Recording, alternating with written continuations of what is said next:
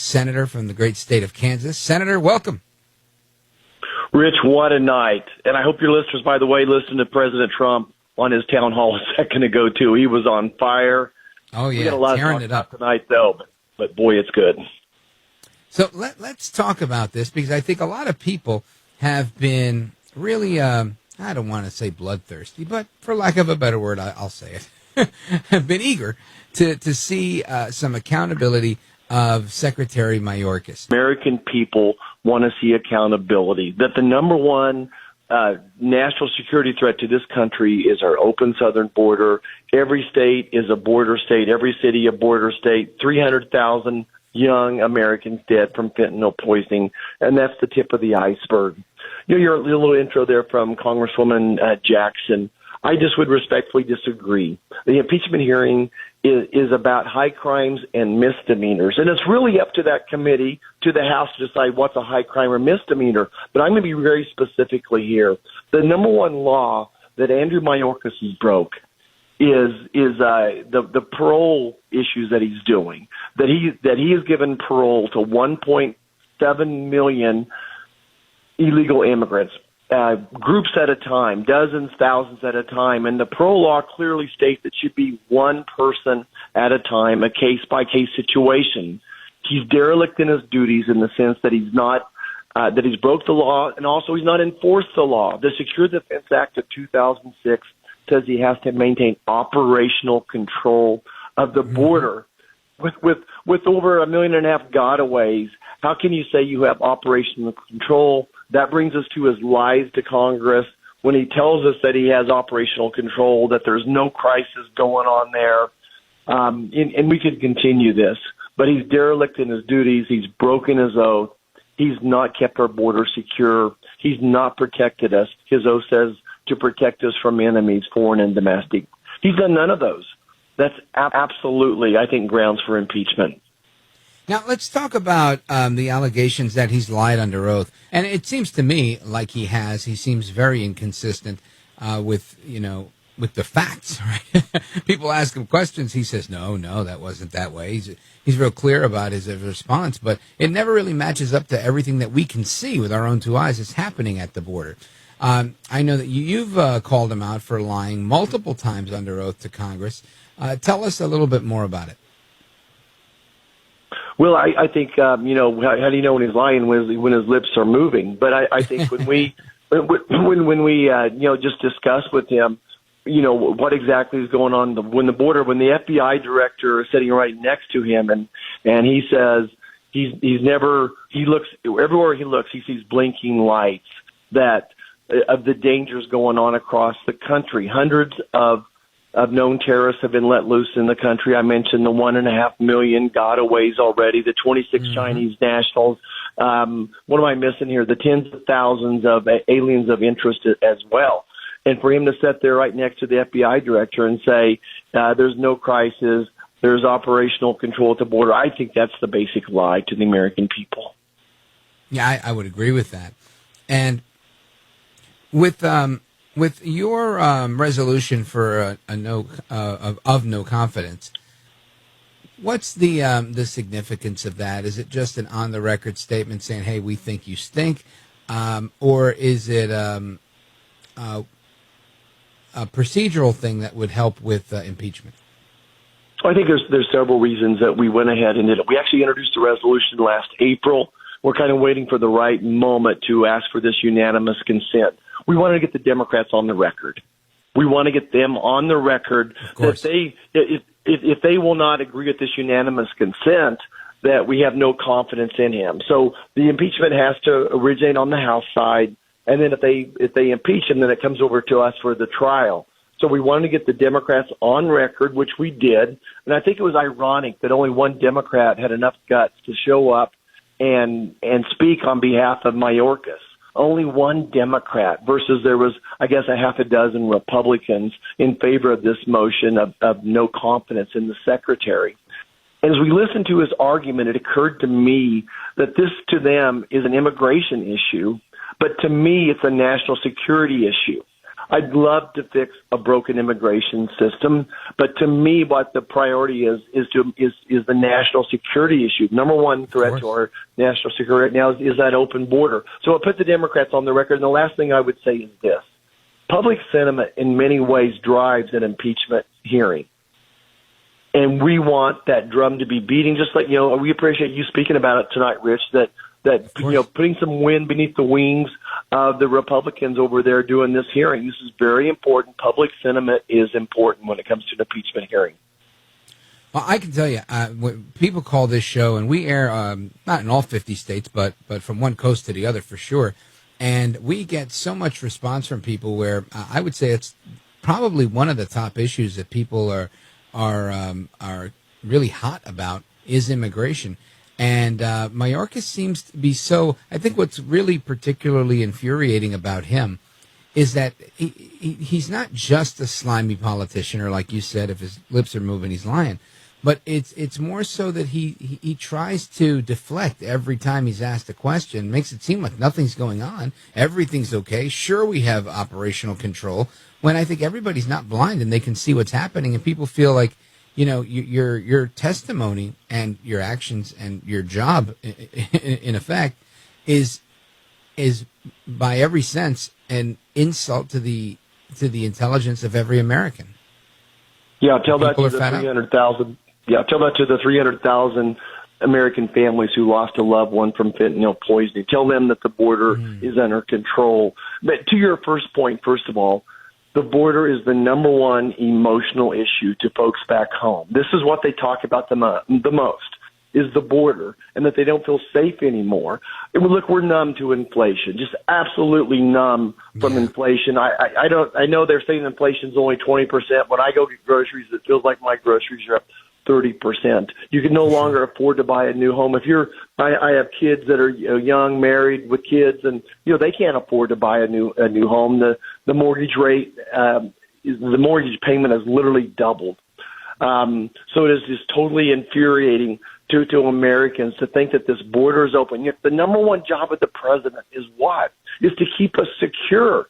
That's what my job is up here. When I wake up in the morning, the most important thing to me is to keep your family safe and secure. And then number two, I'd like to have your family have a good shot at the American dream, a strong economy, all those other things that are important. But first and foremost, it's national security. It's keeping you safe. It's peace through strength. And that's what Joe Biden has abandoned. He doesn't give a darn about you and your family and your health. You're 100% right. Senator Roger Marshall, physician, and coming from Kansas. Senator Marshall, stand by. We're coming right back to you. I think we are interested as Democrats in providing the administration with tools that will help better manage the border. We are not interested in taking away from the administration tools that they use today to help better manage the border. And so when we talk about this topic of parole, it is very important to understand that it is used today as a way that the administration is able to better manage the flow in a planful way of individuals to the border. All right, familia, welcome back, amigos. And this is a clip that you're listening to from Senator Chris Murphy. Of course, we have one of his colleagues on, Senator Roger Marshall, who's brought this no confidence resolution and is looking to his colleagues in the House to bring forth this impeachment so we can move forward on holding Mayorkas accountable.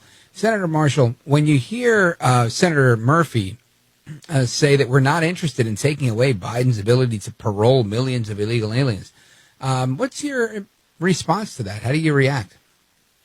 Rich, if you were here I'm here in my living room, my head just exploded. I had not heard him say that. But again, your listeners need to understand this. The Democrats' number one option is to do nothing. They want to maintain this chaos. The same set of laws that Donald Trump was able to get the numbers down to, I don't know, 1,000 a day, that we're now having 10, 12, 13,000 a day. Same set of laws, but the presidents manipulate them. Their goal is to get as many people across that border and into states so that they can get an extra congressman. It's divvied up. We have 435 congressional districts. If they can get, an extra number of whatever it would be, 80, 90,000 people in a certain state, maybe that pushes them over to get an extra seat.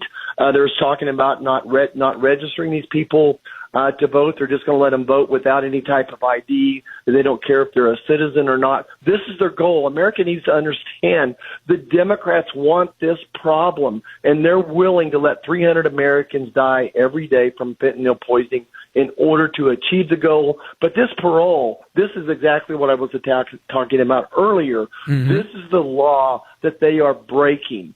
The law clearly says to use the parole, it needs to be a case-by-case basis.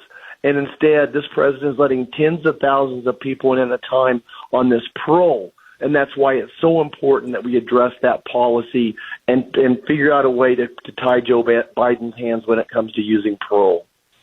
Now, what does the strategy look like to do that? Because obviously you've got Mayorkas and Biden, and they seem to be pulling the strings of everybody else down at the border. They've turned our border agents into travel agents, letting them pick which bus do you want to get on, which city do you want to go to. And we've got a huge problem. And if we can't rein in Biden and Mayorkas, how do we actually effectuate change? You again, Rich, you're spot on. Elections do matter. What I'm learning through this process is no matter what laws we write, if you have an evil president that wants to harm this country, he's going to figure out a way to do it. Joe Biden has no regard for the law. The Supreme Court says he can't do student loans. He still does student loans. The Supreme Court tells him he can't end Title 42. He continues to work ways around it. So number one is elections matter. No matter what type of law we try to write here to tighten up these immigration laws, Joe Biden and Mayorkas are going to find a way to get around it. That's why we need to fire Mayorkas today. We need to send notice to Joe Biden that he's next. In 300 days, we're firing him.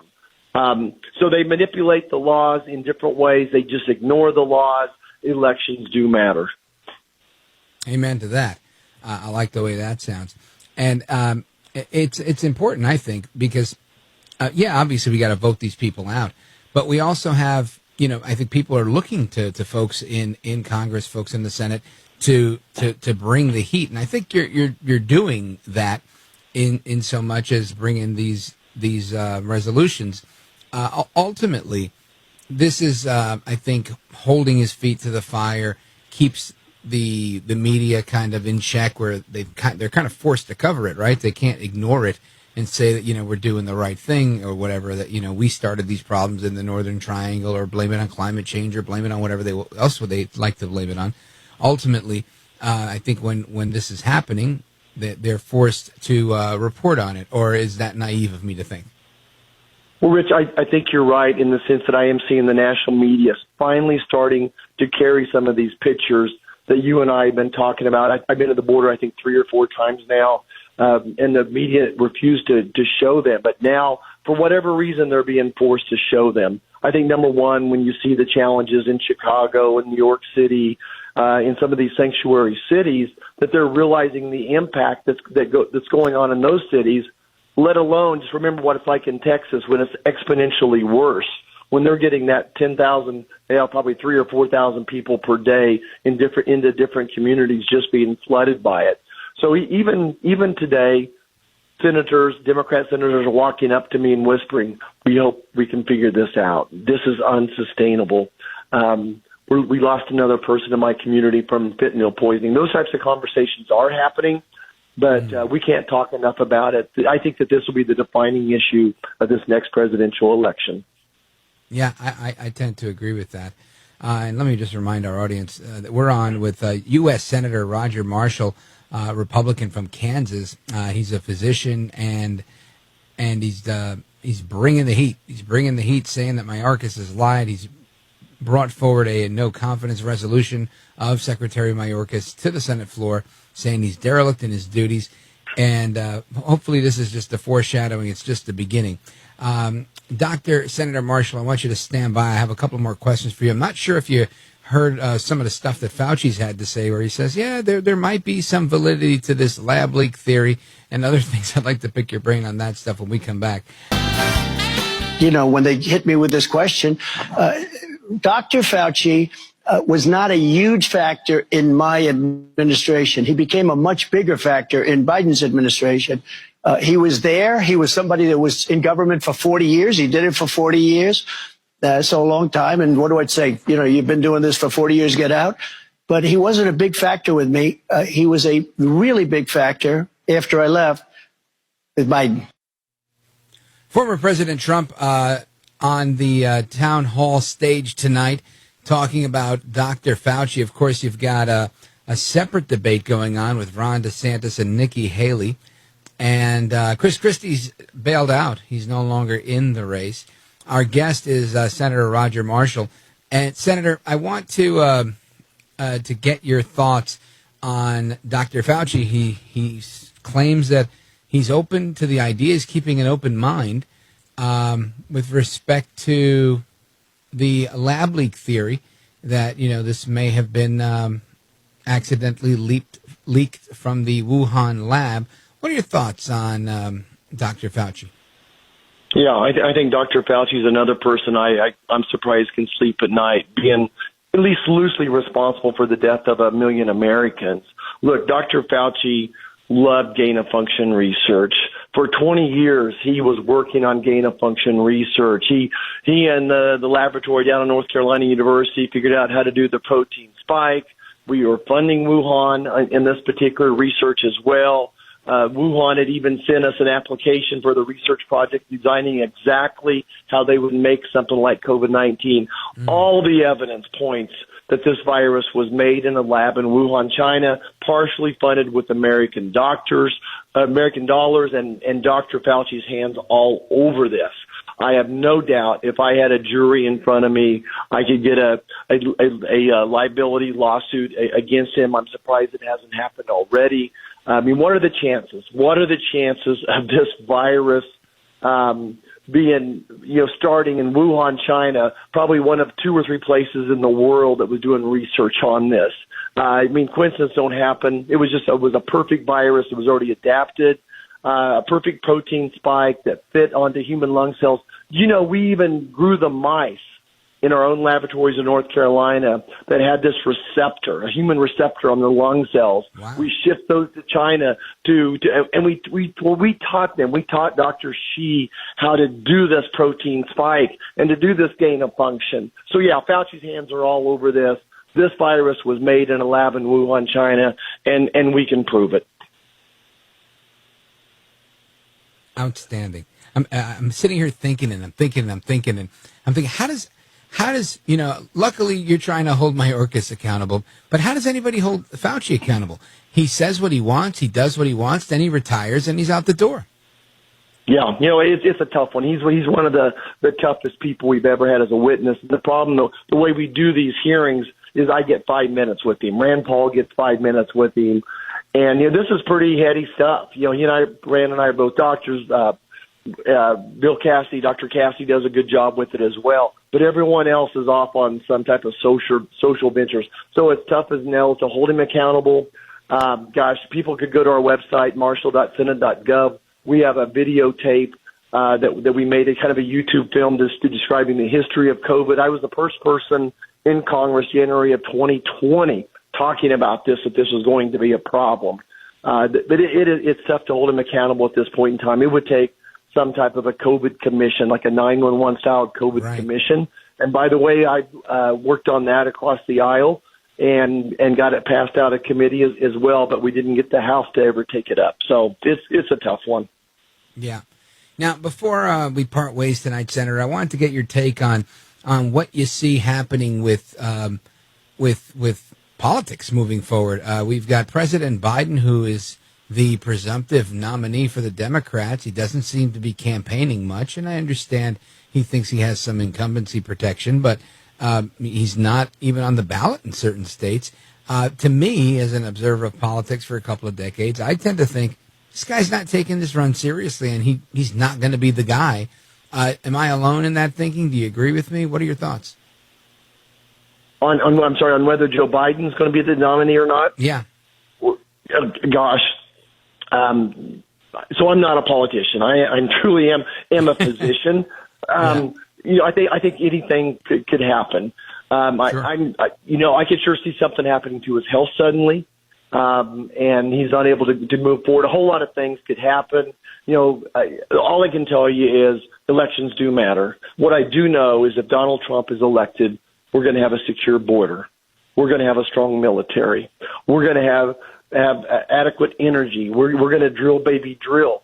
That we're going to bring down inflation. We're going to stabilize the economy. We're going to roll back regulations. That's what I know. I can't control what the Democrats are going to do, but we have to get Donald Trump across the finish line.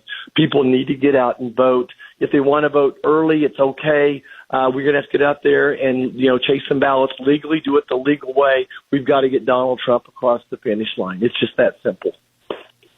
Outstanding, Senator. Let everybody know how they could follow you online or through your website so they could keep up to speed with the great work you're doing. Yeah, I think if you just go to marshall.senate.gov, that's the simplest thing. And certainly you do any type of a Google search for Roger Marshall, MD, Senator Roger Marshall, MD. They're going to find our Twitter and Facebook and all those types of things as well. Website's marshall.senate.gov.